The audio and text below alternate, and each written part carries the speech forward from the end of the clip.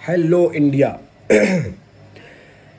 तो सब आप बढ़िया होंगे, मैं भी बढ़िया हूँ। तो भाई मैंने एक वीडियो डाला था टीआरसी कार्ड का, तो उसके रिगार्डिंग बहुत ज़्यादा लोगों को समझ में नहीं आई ये चीज़ें। ठीक है, उसके बाद भी इन्होंने जो है ये रिक्वायरमेंट की है कि भाई दोबारा वीडियो बनाओ और उसके बारे में बताओ टीआरसी कार्ड के बारे में, किन लोगों को बन सकती है, किन लोगों को नहीं बन सकती। ठीक है भाई, तो बता दूँ मैं सबसे पहली चीज़, और पूरा वीडियो मैं टीआरसी कार्ड के लिए बना रहा हूँ स्पेशली, और ध्यान से सुनना, कोई भी चीज़ मैं इसमें मिस करने वाला नहीं हूँ और आप भी स्किप ना करें।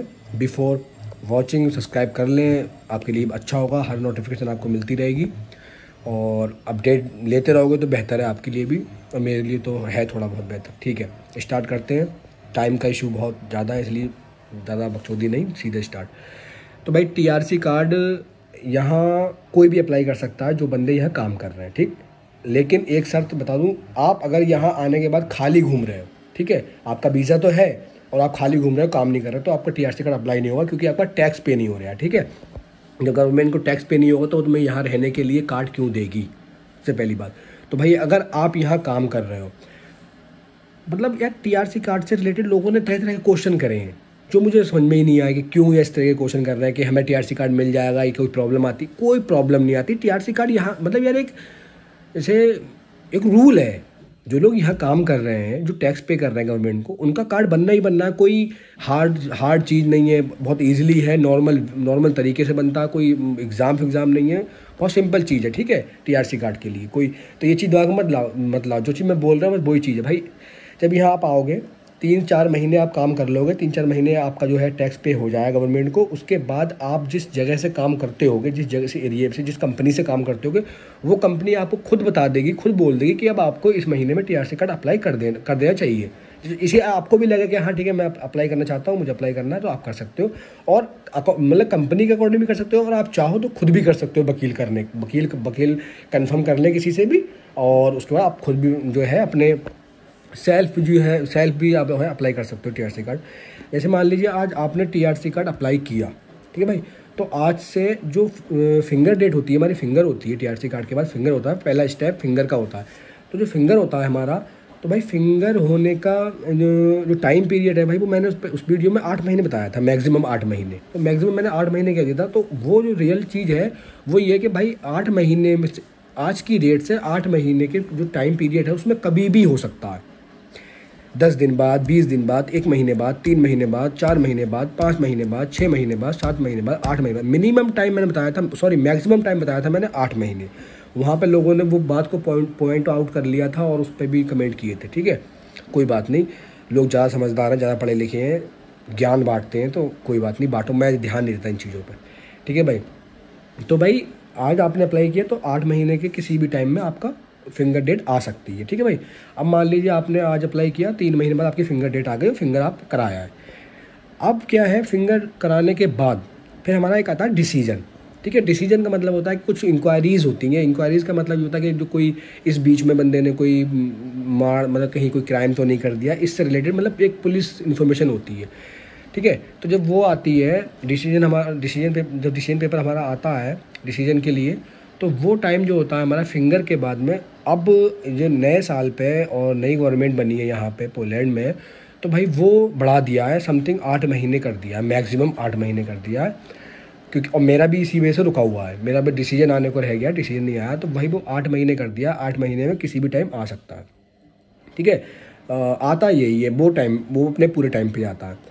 अब मान लीजिए आपका 6 महीने या 7 महीने या 8 महीने बाद डिसीजन आ गया आपका। अब डिसीजन के बाद जो थर्ड स्टेप है, लास्ट स्टेप जो रहता है, वो हमारा रहता है डिसीजन के बाद में फाइनल।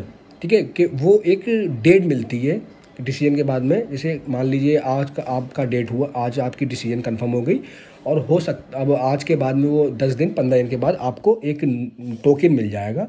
वो टोकन आपने जिसके थ्रू अप्लाई किया होगा उसके पास मिल जाएगा, वो आपको दे देगा। जैसे मान लीजिए कोई आपका एजेंट है जिसके थ्रू आप काम कर रहे हैं, या कोई कंपनी है उसके थ्रू आप काम कर रहे हैं, वो आपको दे देगा और आपको टाइम बता देगा कि भाई आज आपका डिसीजन आज हुआ, 10 दिन के बाद मान लीजिए उन्होंने आपको फ़ोन किया या बताया आपको जो भी कि आपका कल मतलब 10 दिन के बाद कल परसों जो भी जिस टाइम पे भी 2 बजे 3 बजे आपको जो है वहाँ पे जो है ऑफिस में जाना है और अपना टोकन नंबर आपका, ये टोकन नंबर मतलब ये होता है कि आपका इस टोकन नंबर पे आपका टाइम है कि आप इस नंबर पे जाओगे, ठीक है भाई। टोकन नंबर का मतलब ये होता है, तो वो टोकन नंबर लेकर आपको जाना है, वहाँ पे जाके जैसे टोकन नंबर दिखाना है और आपको फिर वो वहीं पे आपका टीआरसी कार्ड वगैरह कुछ नॉर्मल फॉर्मेलिटीज़ होंगी वो पूरी करने में आपको टीआरसी कार्ड दे देंगे आपके हाथ में, ठीक है भाई। तो ये प्रोसेस हो गया सबकी, ठीक। अब इसमें जैसे मान लीजिए ये आता है खर्चा कितना होता है, कौन खर्च करता है, तो भाई खर्चा कितना आता है, कौन खर्च करता है, ये बात कंफर्म कर लें कि भाई खर्चा जो है वो आता है जिस हमारा टीआरसी कार्ड है तो हमारा पैसा खर्च होगा, ठीक है भाई। कंपनी या कोई एम्प्लॉय सॉरी एजेंट वगैरह ये पैसे खर्च नहीं करते, हमारा खर्च होता है। हाँ ये कर लेते हैं कि वो आपकी सैलरी में से, क्योंकि अगर मान लीजिए 1600-1700 जलोटी खर्च होते हैं। और मैं एक चीज़ बता दूं यहाँ पे कि भाई मैं हमेशा जो भी पैसे की बात करता हूँ मैं जलोटी में करता हूँ। अगर मैं 100 रुपये बोल रहा हूँ तो 100 जलोटी बोल रहा हूँ, क्योंकि भाई मैं पोलैंड में बैठा हुआ, मैं इंडियन करेंसी के मेरे दिमाग में है ही नहीं भाई, मैं तो भूल गया इंडियन करेंसी, बहुत टाइम पहले की बात हो गई वो, मुझे तब ध्यान में नहीं आती कि इंडियन करेंसी क्या, क्योंकि भाई मैं पोलैंड में रह रहा हूँ, यहाँ सब चीज़ मैं शॉप पे जाकर जो है चीज़ें खरीद रहा हूँ, तो सब चीज़ें कर रहा हूँ, तो मुझे उसमें ही ध्यान है भाई। तो वो मैं बहुत सारी चीज़ें बोल चुका हूँ, तो वहाँ लोगों ने पकड़ लिया है कि 300 रुपये में हो रहा है। भाई मैं 300 जलोटी बोला, मतलब 300 जलोटी मेरा मतलब है। तुम अगर इतने दिमाग तुम्हारे अंदर होता तो तुम ये जो है कमेंट करते ही नहीं, ठीक है। तो छोड़ो उन चीज़ों को, कभी कभी यहाँ दिमाग पर लग जाती हैं ऐसी बातें चूतिया लोगों की।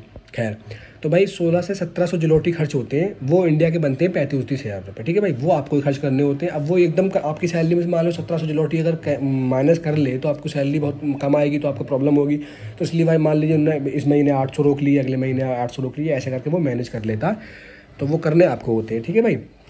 अब ये मतलब ये तो मतलब खर्चा हो गया, ये मतलब इस तरीके से खर्चा होता है, वो अपना ही खर्चा होता है। अब दूसरा ये होता है कि मतलब इसमें कुछ लोगों ने यही पूछा कि किन लोगों की टीआरसी कार्ड बनती है।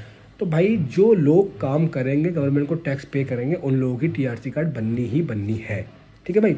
अब ये एक चीज़ और भी कि वीज़ा एक्सपायर होने के बाद बनती है, वीज़ा एक्सपायर होने से पहले बनती है, तो ऐसा कुछ भी नहीं है। चाहो तो वीज़ा एक्सपायर होने के बाद अप्लाई करो, ठीक है। चाहो तो जिस दिन आए हो उसके कुछ दिन के बाद अप्लाई करो टीआरसी कार्ड, ठीक है।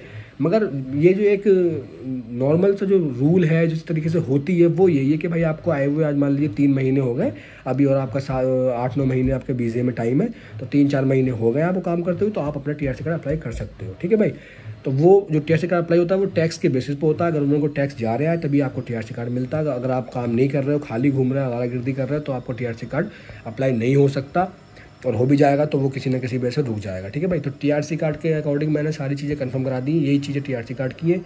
और टीआरसी कार्ड का जो एक चीज़ और रहता है कि कहीं पे लेट, किसी एरिया में लेट बनता है, किसी एरिया में जल्दी बनता है, ठीक है भाई। तो वो चीज़ भी कंफर्म करा दूँ। अगर आप किसी प्रोफेशनल एरिया मतलब कोई सिटी वाइज एरिया में रह रहे हो, ठीक है भाई, तो वहाँ पे टीआरसी कार्ड आपको लेट मिलेगा।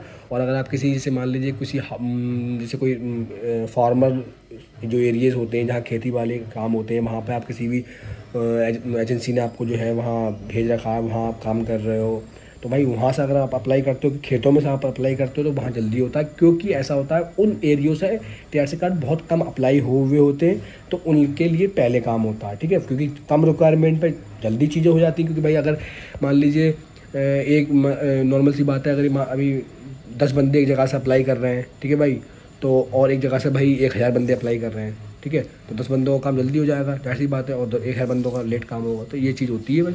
थोड़ा सिटी का और जो रूरल एरियाज़ होते हैं उनके थोड़ा फ़र्क है, बाकी कोई चीज़ नहीं है। तो भाई टीआरसी कार्ड का जो भी फंडा है मैंने सब कंफर्म करा दिया है।